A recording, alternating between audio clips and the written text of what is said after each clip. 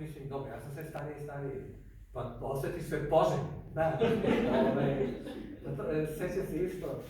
leto bilo i prilazi mi lik, sve kako on stoji na ćošku, na Santa Monica bulevaru, i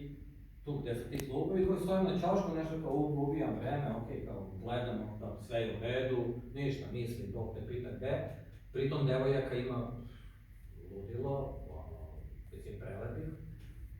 azijatkinja posebno, ono je nadrano, ja sam pitao ove mlađe da objasnite me šta je to anime, manga i da kažem ja nekog lika, kao znam ja nešto. Ali, nešto da kažem, i sad, baš je bilo neka sparna noć i prilazi mi lik, rekao bi da je Japanac ili Koreanac, a nešto da lep dečko, građen, rekao ja, nisam peder, prilazi on i kaže, sam ja rekao, ja sad će opet za nego. Ne, on kaže, samo kao hvala mnogo, što nas čuvate ovde,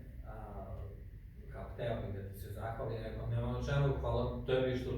si pristojan, što se nisi ispovraćao po meni među vremenu, što... I on kaže, dobro, kaže, na zezam se, kaže, hteo sam samo ti, kaže, opasan si frajer. Ja sad, a drago mi je, kunem se, bilo mi je, ne da mi je bilo drago, nego, mislim se,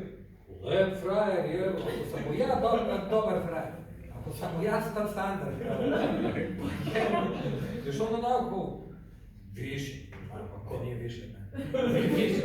znaš ko viši i to, mislim se, ali, okej.